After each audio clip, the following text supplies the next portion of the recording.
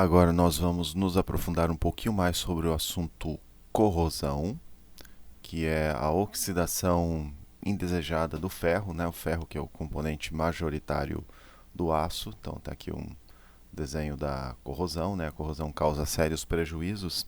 A corrosão pode, por exemplo, afetar as armaduras metálicas que fazem parte das estruturas dos edifícios, enfraquecer os edifícios, pode levar a desabamentos, como aconteceu recentemente em Fortaleza. Basicamente, o que eu vou falar agora, você vai encontrar escrito no livro Princípios de Química do Atkins. E se você está estudando para o vestibular do ITA ou do IME, eu recomendo que você tenha esse livro. Bom, nós estamos então nesse momento ocupados com a oxidação do ferro. Então já temos aqui a semi-reação de oxidação do ferro, né? Ferro metálico a ferro 2. Então o par redox ferro 2 ferro tem um potencial de redução 0,44 negativo. Agora que eu vi que está errado aqui, na verdade eu tenho que inverter essa semi-reação. Então essa semi-reação está errada. Pisca os olhos que em um segundo você vai ver que vai mudar. Eis aqui a equação correta. Então ferro 2 mais 2 elétrons dando ferro metálico, o potencial de redução é menos 0,44. Uma das possibilidades de oxidação do ferro seria a ação da água agindo como agente oxidante. Então nós temos aqui essa semi-reação de redução da água. E esse potencial aqui, menos 0,83 volt, é o potencial padrão de redução da água. Porém, esse potencial aqui, medidos nas condições padrão, implica numa concentração de OH- igual a 1 molar. Na verdade, atividade do OH- igual a 1 molar. Ou seja, pH 14. Então, esse potencial padrão aqui se refere a uma situação de pH 14. Vocês não conhecem ainda a equação de Nernst? Acho que é assim que escreve, né? Essa equação permite que você calcule o potencial em função da concentração. Está aqui a equação de Nernst. No futuro vocês vão conhecer. Então, aqui é a nossa equação de Nernst. Se você pegar a equação de Nernst e calcular o potencial dessa reação de redução da água para condições de pH 7, então pH igual a 7, o resultado vai ser de menos 0,42 volt. Menos 0,42 volt. Então repare que a redução da água, o potencial de redução da água em pH 7, calculado pela equação de Nernst, é menos 0,42 volt. Aí quando você vê aqui o potencial de redução do ferro 2, menos 0,44, você vê que os potenciais são muito, muito próximos. Então, armazenar ferro em água na ausência de oxigênio não é um grande problema.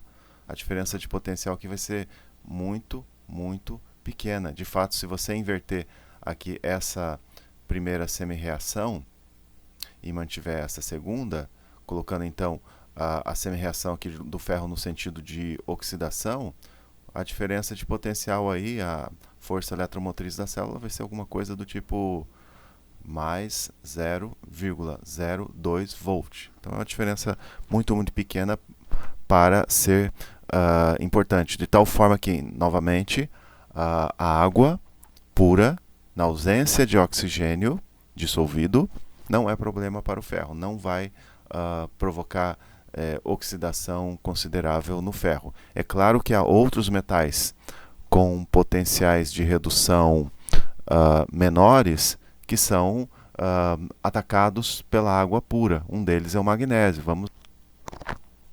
Olha só o potencial de redução do magnésio aqui, ó.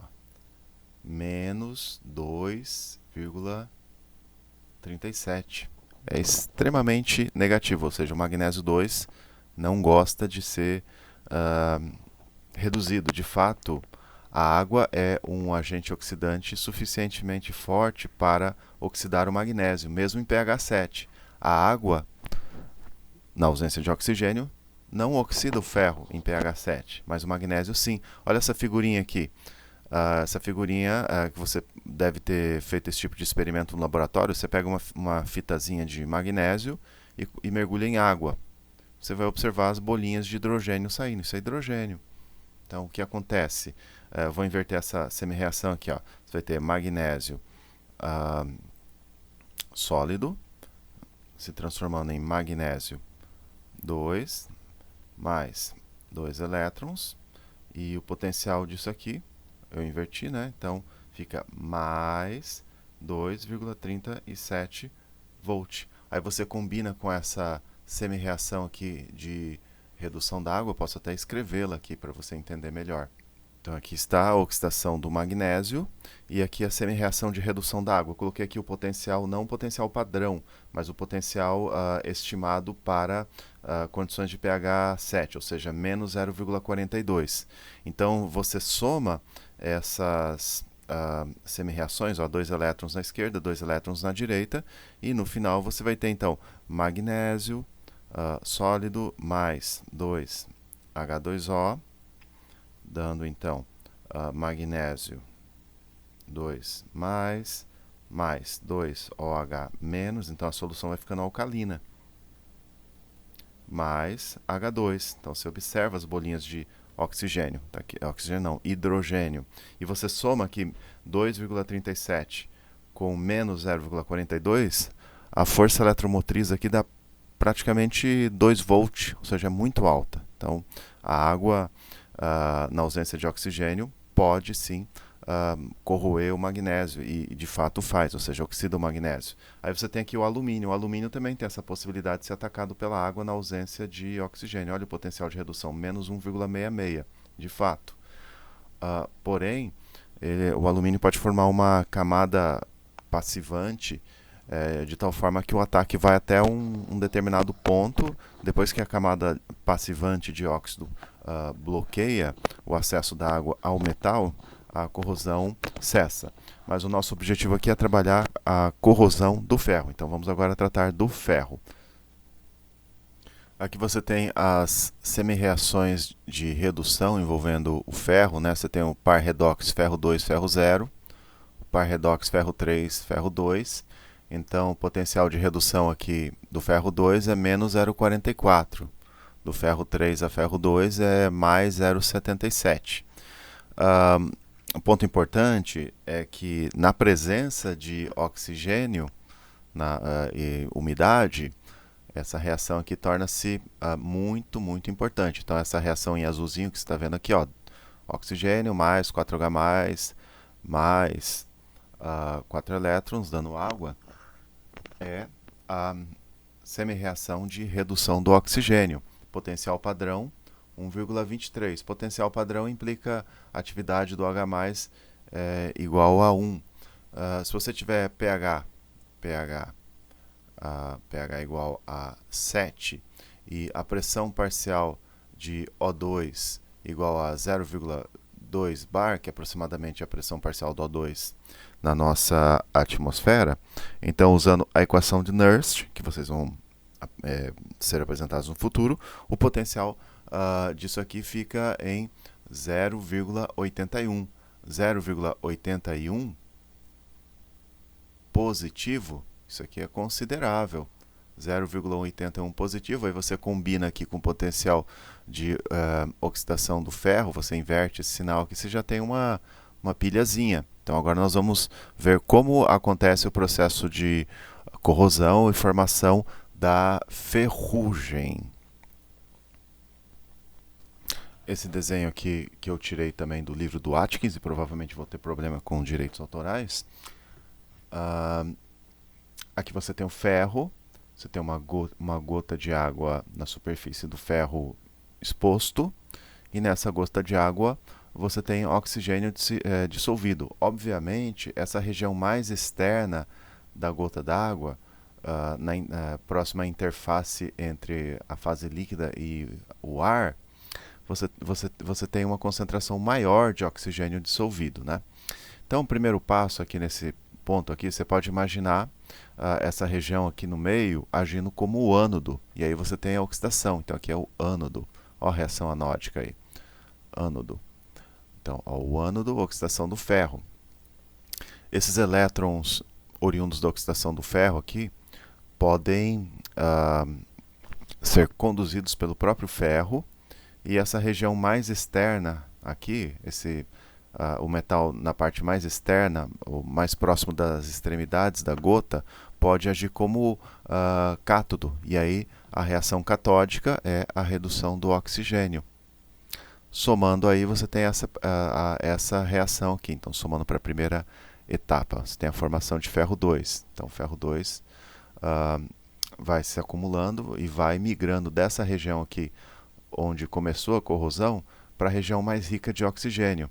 Com o tempo, você vai ter um desgaste do metal, e aí, como o potencial de redução do oxigênio é suficientemente alto, ele pode, em seguida, e de fato acontece em seguida, oxidar o ferro 2 a ferro 3, mais aqui na região próxima à interface entre o líquido e o gás, onde você tem mais oxigênio. Então aqui você tem uma oxidação subsequente do ferro 2 a ferro 3, oxidação pelo oxigênio. O oxigênio sofre redução.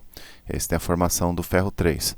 O ferro 3 pode se combinar com a água, que sofre uma espécie de desproporcionamento, e formar esse óxido de ferro 3 hidratado, que seria a própria ferrugem. Olha aqui a ferrugem. Então o ferro 3 aqui, tá vendo aqui nesse desenho? Ele vai se combinando com a água, uma espécie de desproporcionamento ou uma espécie de hidrólise, enfim, um processo mais complexo, e você vai ter a deposição da ferrugem. Então aqui está o óxido de ferro 3. A reação global desse processo de corrosão seria 2 ferro sólido mais 3 meios de oxigênio gasoso mais H2O líquido, e como produto então você tem o óxido de ferro 3 hidratado, o Fe2O3.H2O, e essa aqui é a nossa famosa ferrugem. Agora nós precisamos ter uma ideia de como evitar a ferrugem, ou como usar a eletroquímica para evitar a ferrugem. Uma das possibilidades de você preservar o ferro da corrosão é simplesmente não expô-lo à água na presença de oxigênio. Então você pode pintar, por exemplo, mas se a pintura for riscada, o aço vai estar exposto e o ferro vai sofrer corrosão. Outra possibilidade é a galvanização. Então você tem, por exemplo, arame galvanizado, prego galvanizado. Então vamos lá falar de galvanização, né? Galvanização. Então imagine que eu tenho aqui um prego. Então esse prego aqui de aço, né, tem bastante ferro. Então ele é de ferro, né? E por um tratamento eletroquímico eu posso depositar um metal mais reativo que o ferro, por exemplo, o zinco. Então aqui eu vou nessa cor aqui, azul turquesa, se não me engano, eu vou representar o zinco. Então o zinco tem um potencial de redução maior que o ferro. Olha aqui o zinco, menos 0,76, ao ferro, menos 0,44. Bom, mesmo que esse revestimento de zinco seja arranhado, ainda assim a superfície do ferro vai ser preservada, porque quem vai sofrer oxidação é o zinco.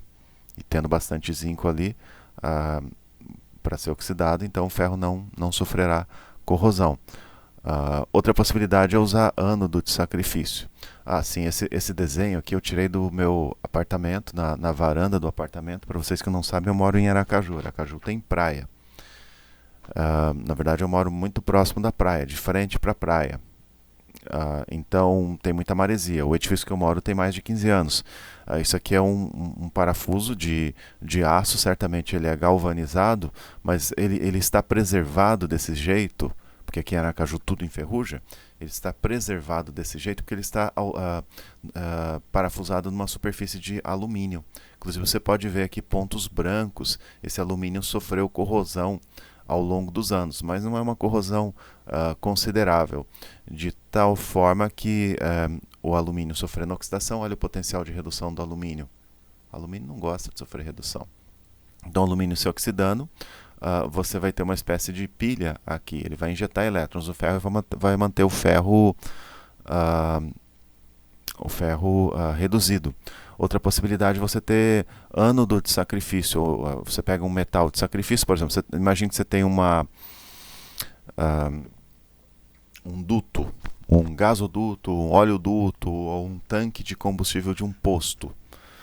Então se liga a esse tanque um metal de sacrifício, no caso, por exemplo, o magnésio. Então o magnésio vai se desgastando ao longo dos anos e injetando elétron no sistema. Então isso vai fazer com que o ferro se mantenha reduzido.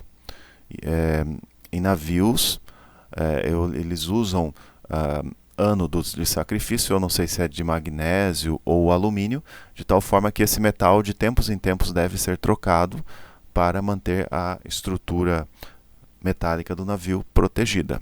Bom, por hoje é só. Próxima aula nós vamos falar de refino eletroquímico do cobre. Até